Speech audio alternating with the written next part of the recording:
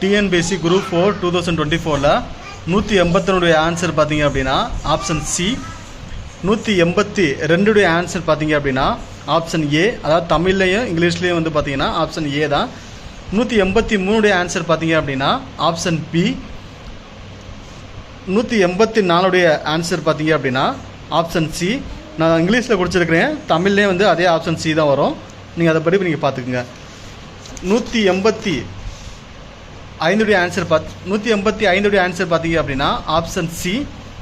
தமிழ்லேயே அதே option C தான். 186 ஆன்சர் பார்த்தீங்க அப்படின்னா ஆப்ஷன் சி.